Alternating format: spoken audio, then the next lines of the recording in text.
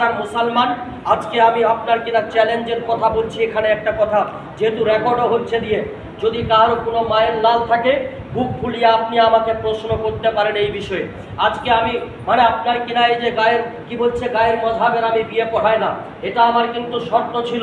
তারপরেও যখন কমিটির লোক তাদের কর্ণে পৌঁছে দিয়ে থাকে, যখন এই বার্তাগুলো আপনার কিনা তাদের কানে পৌঁছে দেয়, তারপরেও তারা প্রতিবাদ করতে শুরু করে, তারপরে আমাকে নিয়ে নানান রকম কথাবার্তা বলে থাকে। বলছে দিয়ে যে এই ইমামের নাকি বেতন দেবে না, এই ইমামকে নিয়ে আপনার কিনা কি বলছে যে ইমাম ইমামকে রাখতে হবে না। আমি কবে বলেছিলাম যে আপনি আমাকে রাখেন? আমি কবে বলেছিলাম যে আপনি আমাকে রাখেন যেখানে আমি থাকবই দিয়ে? কোনোদিনও আমার মুখ থেকে শুনেছেন? আজকে বলে হাসি খুশিতে বেরিয়ে যাব ইনশাআল্লাহ, কারণ আপনি আমার মালিক নন। আপনার আমি কি বলছেন তাবেদারিতে আমি থাকতে পারবো না। আমি শরীয়তের গোলাম, শরীয়তের তাবেদারিতে থাকবো। আপনি আমাকে শরীয়ত বুঝায়েন না, কারণ কথা হচ্ছে দিয়ে আমি যখন 14 বছর ধরে পড়াশোনা করেছি, আপনি 1 বছর মাদ্রাসায় পড়েননি, তো 14 বছরের যেটুকু আমার কাছে অভিজ্ঞতা আছে আপনার কাছে হতে পারে না। অতএব আপনি আমাকে জ্ঞান দিতে আসবেন সেটা আমি কোনোদিনও মানতে পারবো না। বেরাদার মুসলমান, আজকে যদি আপনার কিনা আমাকে প্রশ্ন করেন কেন আপনি বিয়ে পড়াচ্ছেন না, এর আগে আমি বিস্তারিত আলোচনা করেছি। তারপরেও আজকে আপনাদেরকে একটা কথা আমি বলে যাই। আচ্ছা বলেন, আমি একটা কথা আপনাদেরকে বলি, যত গায়ের মজহাব আছে ওদের মুলবিরা আমাদের সুন্নিদেরকে, আজকে আমার ফতোয়া অনুপাতে আমি এটাকে হারাম সাব্যস্ত করছি না, আজকে আমি ওদেরই মজহাবের মুলবির ফতোয়া অনুপাতে আপনাকে হারাম সাব্যস্ত করে দেখিয়ে দিচ্ছি। এবার 1 নম্বর কথা, আপনারা ভাষাটা বুঝবেন কিন্তু। 1 নম্বর কথা, আজকে আমাদের সুন্নিরা যদি মিলাদ করে আমাদেরকে মুশরিক বলা হয়, বিদআতি বলা হয়, বলছে কিনা? আরে কথা বলবেন। আমরা নবীকে গায়েব মানি, এবার মানার কারণে অন্যান্য মজহাবের যারা পেশওয়া তারা আমাদেরকে ফতোয়া দিয়ে রেখেছে কি না, তো এরা শিরিক করেছে। আচ্ছা বলেন, যদি কেউ শিরিক করে, আমি অত দূর যাচ্ছি না, জাস্ট শর্ট টাইমে, যেহেতু আপনারা বুদ্ধিজীবী মানুষ খুব সহজে বুঝে নেবেন, তো যদি কোনো ব্যক্তি আমাদেরকে মুশরিক বলে যে আমরা শিরিক করেছি সুন্নিরা, তো কেউ যদি মুশরিক বলে থাকে আমাদেরকে, তাহলে সব থেকে বড় গুনাহ কিসের গুনাহ বলেন তো? শিরকের গুনাহ। শিরিক মানে কি? আল্লাহর সাথে কাউকে শরীক করে নেওয়া। তো ওদের ফতোয়া অনুপাতে আমরা সুন্নিরা যদি মুশরিক হয়, কথাটা বুঝবেন, মুশরিক হয়, তাহলে আমাদের যখন ঈমান নেই, আমাদের মেয়ের ঈমান কি করে থাকলো? তারা আমার মেয়ে কি হবে? মুশরিকা হবে কিনা? মুশরিকের মেয়ে, আরে কথা বলছেন না, মুশরিকা হবে তো। আচ্ছা, মুশরিকার মেয়ের সাথে যদি কোনো, ওদেরই ধরে নিলাম যত মজহাব আছে দিয়ে, হ্যাঁ, যারা আমাদেরকে মুশরিক বলেছে ওরা মেনে নিলাম, ওরা পাক্কা সাচ্চা নামাজি গাজী হাজি পরিষ্কার মুত্তাকি ইমানদার আছে দিয়ে, তো একজন মুমিন যদি একজন মুশরিকা মেয়ের সাথে বিয়ে করে, বিয়েটা হবে? লা নিকাহ বাইনাল কাফির ওয়াল মুসলিমিন। আল্লাহর নবী বলেছেন যে কাফির এবং মুসলমানের মধ্যে কোনো বিয়ে নেই। তাহলে আমরা যখন মুশরিক সব থেকে বড় গুনাহ করেছি ওদের ফতোয়া অনুপাতে, তাহলে আমাদের সুন্নির মেয়ের সাথে ওদের বিয়ে হবে? আরে কথা বলেন, হবে? তাহলে যখন ওদেরই ফতোয়া অনুপাতে বিয়েটা হবে না, তাহলে আমি বিয়েটা পড়াই, চাই আপনার কিনা কি বলছে যে মোরল সাহেব আমাদের বিয়ে পড়ান, চাই হাজি সাহেব পড়ান, চাই পৃথিবীর যে কোনো মানুষ পড়ান না কেন, এই বিয়েটা বৈধ নয়, বিয়ে হবে না। এবার আপনি বলবেন যে আপনাকে মুশরিক কে বলেছে? তাহলে আমি আপনাকে বলতে পারি, ওদেরই লেখা একটা বই, ফতোয়া রশিদিয়া, বইটার নাম এখনো মার্কেট থেকে আউট হয়ে যায়নি। এটা হচ্ছে গিয়ে আপনার দেওবন্দি ওয়াহাবিদের লেখা।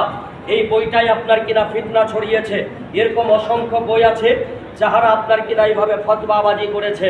আজকে আমরা যদি পিরি মুরিদি করছি, এদের হজম হচ্ছে না, বলছে যে পিরি মুরিদি কোথায় পেল? এটা হচ্ছে গিয়ে মুশরিকের দল। আমাদেরকে বলছে নাকি যে সুন্নিরা নাকি এইভাবে করে সিজরা নাকি করছে, সিজরা পড়া তো এটা বিদআত, আপনার কিনা পীরের সিজরা নেওয়া চলবে না, পীরের হাতে বায়াত গ্রহণ করা চলবে না। এই সমস্ত মানুষের আপনার কিনা বিশৃঙ্খলা সৃষ্টি করে রেখেছে ওদেরই লেখক। আমাদের যা আছে সেটা তো আছেই দিয়ে, এবার ওদের লেখক আপনার কিনা এই বিষয়ে কি লিখেছেন একটু করে আপনি লক্ষ্যপাত করেন দিয়ে। বেরাদার মুসলমান, এটা হচ্ছে ফতোয়া রশিদিয়া, আবারও দেখিয়ে দিচ্ছি, বইটার নাম হচ্ছে ফতোয়া রশিদিয়া। আপনার কিনা লেখক যিনি লিখেছেন হযরত মাওলানা আলহাজ হাফিজ রশিদ আহমদ গঙ্গোহী। এই গঙ্গোহী সাহেব আপনার কিনা লিখছেন, এর বইয়ের পৃষ্ঠা নম্বর হচ্ছে 198 নম্বর পৃষ্ঠা।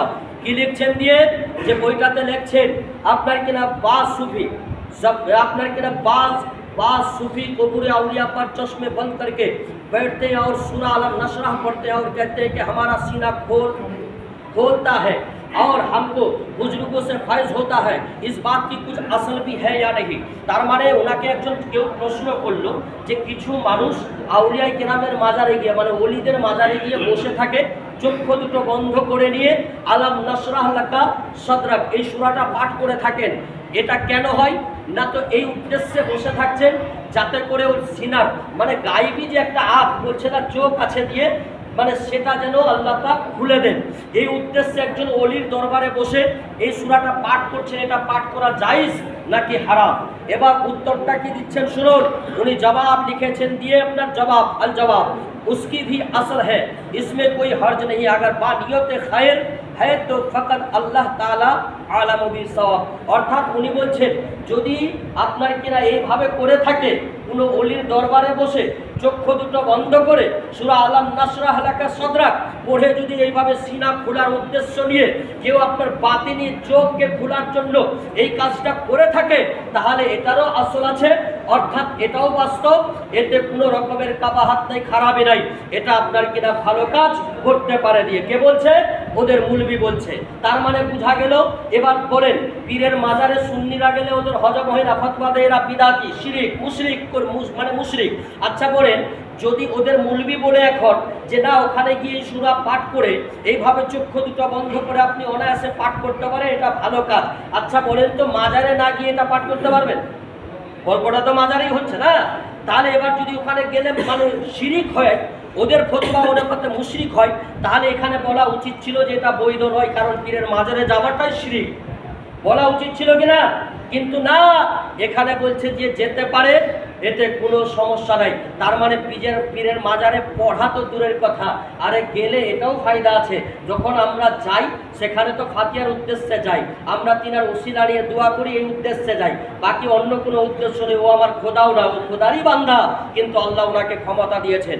দ্বিতীয় নম্বর কথা হচ্ছে আবার প্রশ্ন করা হলো দিয়ে আপনার প্রশ্ন কি হচ্ছে, बाज सूफी ये कहते हैं कि जब तक बंदा का बंदा ना हो है ना, खुदा ना मिले तो ये कलमा कैसा है? जब तक बंदा का बंदा ना हो तो खुदा नहीं मिल सकता। তার মানে একজন বান্দা যদি আর একজন বান্দার না হয় তাহলে খোদা কি করে পাওয়া যাবে? আপনি মানুষের সাথে সুসম্পর্ক গড়লেন না, আপনি একজন ওলির শরাপন্ন হলেন না, আর আপনি ডাইরেক্ট খোদাকে চাইছেন, তো এইভাবে কথাটা বলা কতটা শুদ্ধ বৈধ এই বিষয়ে কি বলছেন? উনি বলছেন इसके माना दुरुस्त है मगर बज़ाहिर लफ्ज़े मोहम है, इस वास्ते अल्फाज ना कहे। তার মানে অর্থটা ভালো আছে, যদি কেউ বলে তাহলে সমস্যা নেই, কিন্তু অনেক মানুষ হয়তো বিভ্রান্তে পড়ে যাবে, যার জন্য এসব কথা থেকে দূরে থাকাই ভালো, কিন্তু বললে এতে কোনো সমস্যা নাই। এখানে আর একটা শেষে কথা বলেছে उसके माना दुरुस्त। अच्छा মানে ফানাফি সাহেব একটা সওয়াল করেছে, आलिम या फकीर से मुरीद होना या किसी बुजुर्ग से मुरीद होना कोई ज़रूरी बात है ना, कोई ज़रूरी बात है या मुस्ताहब है? मुरीद होना मुस्ताहब है, वाजिब नहीं। তার মানে ওরাও বলছে মুরিদ হতে হবে পীরের। এখানে ডিটেলসে আলোচনা করেছে। আর একটা বই তো আমার কাছে ছিল, এর আগে আমি বলেছিলাম যে ওদের চিশতিয়া সিলসিলার ওদেরই বড় বড় আকাবির আপনার কিনা বায়েত গ্রহণ করিয়েছে। এই বইটাতে ওদের মুলবি বলছে যে বায়েত গ্রহণ করা। এবার বলেন ওরা ফতোয়া দিচ্ছে পীরের মাজারে গেলে মুশরিক হয়ে যাবে, শিরিকের কাজ করছে, তাহলে এরা যে পীরি মুরিদের যে কথাটা বললো, তাহলে এদের মুলবি আগে মুশরিক হয়েছে কিনা বলেন? আরে এদের মুলবি মুশরিক হলো কিনা? এবার যদি ওই ফতোয়া অনুপাতে এরা মুশরিক হয় তাহলে এদের মান্যওয়ালা কি হবে? আরে কথা বলছেন না কেন? মুশরিক হবে। এবার এদের মান্যওয়ালা যদি মুশরিক হয় তাহলে মুশরিকার বেটা মুশরিক, এবার মুশরিকের বেটা মুশরিক, ও যদি এসে আপনার বেটির সাথে বিয়ে করতে চায়, বিয়েটা হবে? কথা বলছেন না কেন? বিয়ে হবে। আমি কিন্তু ফতোয়া দিচ্ছি না, ফতোয়া আপনারা দিচ্ছেন, আমি শুধু কথাগুলো আপনাদের সামনে রাখছি, ফতোয়া কিন্তু আপনারাই দিচ্ছেন, তাই তো? হ্যাঁ, তাহলে এবার আপনি আমাকে বুঝান। একটা কথা আরো বলে দিই, এরা তো আপনার কিনা নিজের ফতোয়া অনুপাতে অ্যাকচুয়ালি যেহেতু আমাদেরকে মুশরিক করে, আদৌ আমরা মুশরিক নই, কিন্তু অসংখ্য হাদিস দ্বারা ওদেরকে আমরা কাফির সাব্যস্ত করে দেখাতে পারি। 100% চ্যালেঞ্জ থাকবে দিয়ে আজও পর্যন্ত কোনো মায়ের লাল এখনো পর্যন্ত দাঁড়াতে পারেনি। বড় বড় স্টেজে আপনার কিনা ওদের মুলবি দাঁড়িয়েছিল, কিন্তু সেখানেও আপনার কিনা কি বলছে যে ফারার হয়ে গেছে। বেরাদার, আমার কাছে যে বইটা আছে এটার নাম হচ্ছে গিয়ে মুহান্নাদ আল মুফান্নাদ। এই বইটাতে ওদেরই আকাবির লিখেছে আমরা মিলাদ করি, ওরা ফতোয়া দিচ্ছে যে এটা বিদআতের কাজ করছে, মিলাদ জায়েজ নয়, অথচ এখানে ওদের আকাবির লিখেছে মিলাদ জায়েজ আছে। আমরা রাসূলকে হাজির নাজির মানি, অথচ ওদের মুলবি বলেছে হাজির নাজির মানা যাবে না, অথচ এই বইটাতে লিখেছে রাসূলুল্লাহ এবং রাসূলুল্লাহকে হাজির নাজির মানা যাবে। এই বইটাতে আপনার কিনা ওসিলা নিয়ে দোয়া করা যাবে কিনা এই বিষয়ে প্রশ্ন করা হয়েছিল। ওদের মুলবি লিখেছে বইটাতে যে রাসূলুল্লাহর ওসিলা নিয়ে দোয়া করা যাবে, এটা বৈধ আছে দিয়ে। বেরাদার মুসলমান, এইভাবে অসংখ্য আপনার কিনা বিষয়ে আলোচনা করা হয়েছে এবং সেই বিষয়ে এনারা আলোকপাত করেছেন। আজকে বলুন যে সমস্ত মানুষ আপনার এইভাবে করে আমাদেরকে ধোঁকা দিচ্ছে দিয়ে, যে আপনার মানুষকে ভুল বুঝে খারাপ পথে নিয়ে যাচ্ছে, আজকে তাদের উদ্দেশ্যে আপনি কি বলবেন? ওদের লেখক বলছে মিলাদ জায়েজ আছে, ওদের লেখক বলছে রাসূলুল্লাহর সাথে মানে রাসূলুল্লাহর প্রতি দরুদ পড়তে হবে। এখানে এটাও বলেছে দিয়ে যে কোনো দরুদ পড়লে দরুদের ফজিলতটা সে অনায়াসে পেয়ে যাবে। তাহলে বলুন, যখন আমরা ইয়া নবী সালাম আলাইকা পড়ছি, যখন আমরা আল্লাহুম্মা সাল্লি আলা পড়ছি, তখন এরা বেদাতের ফতোয়াটা দিয়ে দিচ্ছে। অতএব তুমি তোমার আগে ঘরের খবরটা নিয়ে দেখো তোমার মুলবি কি বলছে দিয়ে। তার মানে মুহান্নাদ আল মুফান্নাদ 41টা বিষয়ে আপনার কিনা এইভাবে করে মত প্রকাশ করেছে দিয়ে যে এগুলো টোটালটা জায়েজ আছে। তাহলে বলেন, যারা ফতোয়া দিয়ে ওদের মুলবি এগুলোকে মেনে নিচ্ছে, আর এরা এখানে ফতোয়াবাজি করছে দিয়ে যে সুন্নিরা মিলাদ করছে এটা খারাপ করছে দিয়ে। সুন্নিরা নাকি আপনার কিনা কি বলছে যে এইভাবে করে রাসূলুল্লাহকে গায়েব মানছে, এটা আপনার খারাপই করছে। আমি তো আপনাকে এটাও চ্যালেঞ্জ করছি দিয়ে, রাসূলুল্লাহকে আমরা গায়েব মানি, রাসূলুল্লাহ অদৃশ্যের সংবাদদাতা ছিলেন আছে। ফতওয়ায়ে রশিদিয়া যদি ওদের খুলে দেখেন, তাহলে ওরা লিখেছে দিয়ে যাহারা রাসূলুল্লাহকে মানে গায়রুল্লাহকে গায়েব জানবে, অর্থাৎ আল্লাহ ছাড়া কারো কেউ অদৃশ্যের সংবাদদাতা ছিলেন, অর্থাৎ কেউ গায়েব জানতেন, যদি এইভাবে কেউ মত প্রকাশ করে থাকে তাহলে সে মুশরিক হয়ে যাবে, সাথে সাথে সে কাফির হয়ে যাবে। ওদের মানে আপনার কিনা বইয়ে লেখা আছে। কিন্তু এবার চলুন ওদেরই আমি একটা কথা, এই গায়েব থেকে আপনার কিনা ওদের মানে ভুলটাকে উন্মোচন করতে চাই। ওদের যে ভুলটা আপনার কোথায় আছে দিয়ে, বেরাদার মুসলমান, একখানা হাদিস শরীফ আপনাদেরকে শোনাই, তবে তার পূর্বে পবিত্র আল কোরআনের একখানা আয়াত তালাতে প্রমাণ করছি দিয়ে আপনাদেরকে। রাসূলুল্লাহ গায়েব জানেন, ওয়া আল্লামাকা মা লাম তাকুন তা'লামুন। এই আয়াতের আপনি তাফসীর পড়ে নেবেন যে কোনো তাফসীরের বইয়ে, এই আয়াত দ্বারাতে প্রমাণ হয়ে যাবে রাসূলুল্লাহ গায়েব জানতেন। কিন্তু তারপরে এখানে দিয়েছে ওয়ালা ইন সাআলতাহুম লা ইয়াকুলুন্না ইন্নামা কুন্না নাখুদু ওয়াল ওয়া নালআবু। এখানে এলা আখির পারা নম্বর আপনার দিয়েছে 10, এখানে आयत नंबर 14। अगर तुम उनसे पूछो तो बेशक जरूर कहेंगे कि हम तो यूं ही हंसी खेल में थे, तो फरमा दो क्या अल्लाह और उसके आयतों और उसके रसूल से ठट्टा करते हैं? बहाने ना बनाओ, तुम काफिर हो चुके अपने ईमान के बाद। अर्थात আল্লাহ পাকের এখানে এইভাবে বুঝতে পারবেন না। আয়াতের যদি শানে নজুল দেখেন, কোরআনের তাফসীর দেখেন, তাহলে আপনি বুঝতে পারবেন। একটা লোকের উট হারিয়ে গেছিল। উট হারিয়ে যাবার পরে যখন রাসূলুল্লাহর কাছে লোকটা আসলেন, বললেন ইয়া রাসূলুল্লাহ আমার উট হারিয়ে গেছে, আপনি বলুন কোথায় আছে। নবী বললেন যাও দিয়ে অমুক জায়গায় তোমার উট আছে দিয়ে বসে। এইভাবে বলার পরে পাশে একটা মুনাফিক বসেছিল। ওই মুনাফিক খালি শুধু এটুকুন বলেছিল যে মুহাম্মদ কো গায়েব কি क्या খবর। তার মানে একটা সন্দেহ ছিল যে মুহাম্মদেরও গায়েবের খবর কবে থেকে আসতে লাগলো। এটুকু কথা বলার পরে ও তো আপনার কিনা এইভাবে কাহা করছিল, হাসি ঠাট্টা করছিল। কিন্তু আল্লাহ পাক তো আর সেটা বরদাস্ত করলেন না। আল্লাহ কোরআনের আয়াত নাযিল করে দিয়ে বুঝাতে চাইলেন, হে হাবিব, ও যদিও আপনার সঙ্গে ঠাট্টা করেছে এই বিষয়ে, কিন্তু এটুকুন মানে ঠাট্টা করার কারণে ও তো আপনার কিনা জানে না যে আমি কাফির হয়েছি, কিন্তু আমি আল্লাহ তো জানি ও অলরেডি কাফির হয়ে গেছে। আচ্ছা বলেন, যদি গায়েবের কিঞ্চিত পরিমাণ যদি আপনার কিনা সন্দেহ করার কারণে কোনো একটা ব্যক্তিকে আল্লাহ পাক ফতোয়া দিচ্ছেন যে সে কাফির, তাহলে খুলে আম যদি বলে রাসূল গায়েবই জানে না, তাহলে তাদেরকে কি বলবেন? মুমিন বলবেন না কাফির বলেন? আচ্ছা বলেন, কাফিরের মেয়ে কি হয়? কাফিরার মেয়ের সাথে আপনার ছেলের বিয়ে হবে? আরে কথা বলছেন না কেন? তাহলে যখন একজন আলিমে দিন পড়াচ্ছে না সঠিকটাকে জেনে, তাহলে আপনি আওয়াজ তোলার কে? আপনি কি করে আওয়াজ তুললেন দিয়ে? তার মানে বোঝা গেল হারামের আদত পড়ে গেছে আপনাদেরও। হারামের হারাম খেয়ে খেয়ে আপনারাও আপনার কিনা সেই পথে যেতে চাইছেন। অর্থাৎ শুনে রাখুন, একজন আলিমকে আপনি আজকে চুপ করাতে চাইছেন, এরও হিসাব কিয়ামত দিবসে আপনাকে দিতে হবে। আজকে একজন আলিম, আচ্ছা সমাজ যদি শরীয়তের মোতাবিক থাকে, অর্থাৎ সমাজ এবং শরীয়ত দুটো যদি অ্যাটাচমেন্ট হয়, তাহলে কিন্তু আপনার ঠিক আছে দিয়ে, তার মানে প্রতিটা মানুষের মানে কথা বলার একটা স্কোপ থাকবে দিয়ে, সমাজের লোক যদি এসে শরীয়তের জায়গায় কথা বলে তাহলে কিন্তু মানান খাবে। আর যদি কিছু লোক আপনার যেইভাবে বলে থাকে যে নাকি সমাজ আলাদা, আপনি সমাজের জায়গায় কথা বলিয়েন না। অনেক লোক আমাকে বলে দিচ্ছে বা আমার মতো মুলবিকে বলে দিচ্ছে, সমাজ সমাজের কাজ করবে, আপনি আপনার কাজ করুন, সমাজকে নিয়ে আপনাকে ভাবতে হবে না। আচ্ছা বলেন, পুরো গ্রামটাকে পরিচালনা কে করছে? কে করছে? হ্যাঁ, সমাজ। সমাজের ঊর্ধ্বে কে আছে? এখানে যে আমি আছি, আপনার তো সমাজের মরলও আছে, তো এখন তো সমাজেরও ইমাম, মরলেরও তো আমি ইমাম। আপনার মরলকে আমি পরিচালনা করছি, মরল সমাজকে পরিচালনা করছে। তাহলে বাস্তবে মানে পুরো আপনার সমাজ, যতটাই সমাজ থাকুক না কেন, সমাজের পরিচালককে। এবার যদি কোনো লোক বলে যে মৌলভী সাহেব আপনি আপনার কাজ করুন, মানে তার মানে আপনি নমাজ পড়ান, বাকি এগুলো সমাজ নিয়ে আপনাকে নাক গলাতে হবে না, তার মানে কথাটা ভুল কিনা? ভুল তো। তার মানে আপনি সমাজে একটা ভুল কাজ করবেন, শরীয়ত বিরোধী কাজ করবেন, আর একজন মৌলবীকে আপনি বলবেন যে না আপনি শুধু ওই মসজিদেই থাকুন, মানে বাকি সমাজ নিয়ে আপনাকে ভাবতে হবে না। আরে আমার মতো মৌলবীর এই সব জায়গাতে কোনো দরকার নেই। যদি ওইভাবে মৌলবীকে রাখবেন, যাকে বলবেন যে মৌলভী সাহেব চলেন দিয়ে আজকে মদের বোতলটা একটা কিনে নিয়ে আসেন তো, শামসি তো যাচ্ছেন, মানে ও নিয়ে চলে আসলে আপনাকে দিয়ে দিল, আপনি বিন্দাস খান দিয়ে, ওইরকম মৌলবী আমি না। কথা হচ্ছে দিয়ে লিগালে যদি থাকেন আলহামদুলিল্লাহ ভালো, আর যদি রাখতে পারেন ওইভাবে তাহলে রাখবেন, নচেত আফসোস নেই, আপনি আসবেন কথা বলবেন দিয়ে আপনাকে মানে কি বলছে খুশি খুশি এখান থেকে আমি চলে যাবো, আলহামদুলিল্লাহ সুম্মা আলহামদুলিল্লাহ। বেরাদার মুসলমান, এই জন্য আক্ষেপ লাগলো দিয়ে আজকে আমি আপনার কিনা বিয়েটা পড়াইনি, সেটা ভালো মন্দ আমি বিবেচনা করে পড়াইনি, সেটা আমার শর্ত ছিল, আপনি এখানে কোনো কথা বলতে পারবেন না। তারপরেও বারবার একই কথা উঠে আসছে কেন? তার মানে আপনাদেরই নেগলিজেন্সি আছে, আপনাদেরই মধ্যে কমি আছে, আপনাদেরই মধ্যে দুর্বলতা আছে, কারণ আপনাদেরই ইমানের মধ্যে দুর্বলতা চলে এসেছে। রাসূলের শানে কেউ গুস্তাখি করবে, অতএব আপনি সেখানে চুপ থাকবেন। রাসূলুল্লাহ সাল্লাল্লাহু তাআলা আলাইহি ওয়াসাল্লামকে নিয়ে নানান রকম কটূক্তি করবে, আপনি সেখানে নিশ্চুপতা বজায় রাখবেন। অতএব এইভাবে শরীয়তের খেলাফ কেউ কাজ করবে, সেখানে আপনি আওয়াজ তুলতে পারবেন না।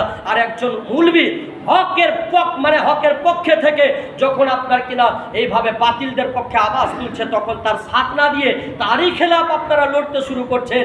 তার মানে আপনারা এইভাবে করে হকের পক্ষে থাকতে চাইছেন না, আপনারাও চাইছেন যে এইভাবে করে আপনার কিনা খারাপিগুলো সমাজে ছড়িয়ে ছিটিয়ে যাক, অর্থাৎ খারাপিদের সংখ্যা বেড়ে যাক। এটা আপনি কেন বলবেন? নবী তো 1400 শতাব্দীর আগে বলে দিয়ে গেছেন, এমনও এক দিন আসবে যখন আপনার কিনা এইভাবে দিনের ঠিকাদাররা কি হবে না তো খারাপ হবে দিয়ে, এদের মধ্যে আপনার বদচলন থাকবে, এরা আপনার কিনা আলিমের হকটাকে জানবে না। আল্লাহ পাকের রাসূল বলেছেন লাইসা মিন উম্মতি, ওই ব্যক্তি আমার উম্মতের মধ্যে পরিগণিত হতে পারে না কে না তো লাম ইয়ারিফ লে আলিমানা হক্কাহু, যে একজন আলিমে দিনের হকটাকে জানবে না, চিনবে না। কালকে একটা জায়গা থেকে ফোন আসলো, বলছে হুজুর খুতবা দিয়ে একটা মুসল্লি মসজিদের কোরআন শরীফ চুরি করে বাড়িতে গিয়ে রেখে দিয়ে চলে এসছে। বৌমা যদি জিজ্ঞেস করছে, বলছে যে এটা কিনে নিয়ে আসলাম, কি হবে? ওই আপনার লোকটা মানে আপনার যত হারাম কাজ আছে সবই করছে, অথচ মুলবি যদি চায়ের দোকানে একটু যাচ্ছে তো খেলাফ এসে বলতে শুরু করছে মসজিদে যে দেখো মুলবিটা গিয়ে চায়ের দোকানে বসে আছে। আচ্ছা মানুষ তো এও তো মানুষ। মুলবি চায়ের দোকানে বসবে না, মুলবি মদ খাবে না, মুলবি পান খাবে না, মুলবি গুটখা খাবে না, মুলবি অমুক করবে না, মুলবি তুমুক করবে না, লটা মানে মসজিদ আপনার পরিষ্কার করবে মুলবি, নমাজ পড়াবে মুলবি, আজান দেবে মুলবি, মানে যত কিছু সব কিছু মুলবি। হ্যাঁ, আপনি বিয়ে ঠিক করবেন আপনার মেয়ের, যদি মুলবি সাহেব না ঘুরে আসে তাহলে ওটাও জ্বালা, যদি মাইয়া হয়ে যায় সেখানে যদি একটুকুন পাক না দিয়ে আসে তো ওটাও জ্বালা। তার মানে যত কিছু কাজ করবে সব মুলবি, সব মুলবি, মানে সব কিছুর জন্য আপনি মুলবিকে রেখেছেন, আপনি কিছু করবেন না। হ্যাঁ, একটু দোষ পেলে মুলবির দোষ বিশাল, অথচ নিজের দিকে তাকায় না। তুমি যে এত দোষের পর দোষ করছো, ভুলের পর ভুল করছো, সেটা কই দেখে? তুমিও তো মদ খাচ্ছ, তুমি কেন ছাড়তে পারলো না? তুমিও তো হারাম কাজ করছো, তুমি হারাম কাজটাকে কেন ছাড়তে পারছো না? তার মানে তুমি হারাম কাজ করলে ওটা ভালো হয়ে যাচ্ছে, অথচ একজন আলিম ভালো হয়েও খারাপ হয়ে যাচ্ছে।